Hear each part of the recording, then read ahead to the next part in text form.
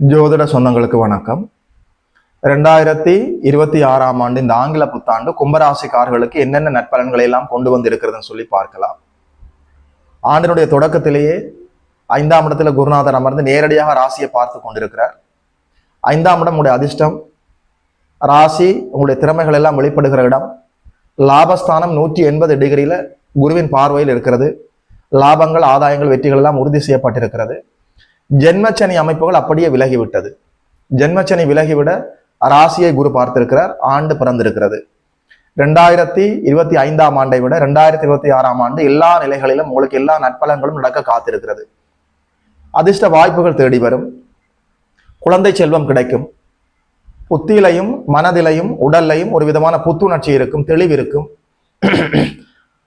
அதாவது குலதெய்வ ஆசீர்வாதத்துக்கு எந்த குறைகளும் இல்லை. கடவுளுடைய கருணை ஆண்டினுடைய ஆரம்பத்திலிருந்து உங்களுக்கு செயல்பட இருக்கிறது. என்னதான் ராசிநாதனாக இருந்தாலும் அவர் ஜென்மச்சனி அமைப்புகளிலிருந்து விடுபட்டிருப்பது அற்புதமான ஒரு அமைப்பு. 5ஆம் இடம் அதிர்ஷ்டம், லக் செயல்பட போகிறது, அதிர்ஷ்டம் செயல்பட போகிறது.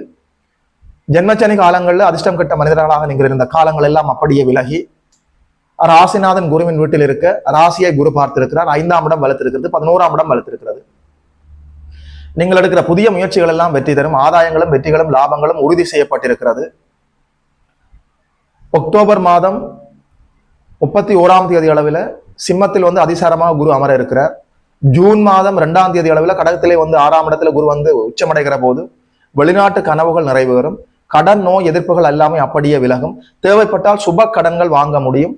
உடலில் ஏற்பட்ட நாட்பட்ட நோய்களுக்கு உங்களுக்கு மருத்துவ தீர்வுகள் கிடைக்கும். எதிரிகள் அப்படியே விலகி சென்று விடுவார்கள். அக்டோபர் மாதம் 31ஆம் தேதி அளவில் அதிசாரமாக சிம்மத்திலே நல்லபடியாக குருநாதர் அமர்கிற போது கூட எல்லா வாய்ப்புகளும், குறிப்பாக பொருளாதார நிலைகளிலிருந்து நீங்கள் அப்படியே மீண்டு வர போகிறீர்கள். பண பிரச்சனை, பொருளாதார சிக்கல், தனஸ்தானத்தில் ஏற்பட்ட குறைகள் எல்லாமே அப்படியே விலக போகிறது. 2026ஆம் ஆண்டு பொருளாதார முன்னேற்றம், உடல் ஆரோக்கியம், மன நிம்மதி, புத்திர பாக்கியம், திருமணம் ஆகாதவர்களுக்கு நல்ல திருமணம் நடக்கும். வெளிநாடு செல்லக்கூடிய வாய்ப்புகள் இருக்கிறது. நிலையான சொத்துக்களை வாங்க முடியும். சுப கடன்களும் கிடைக்கும்.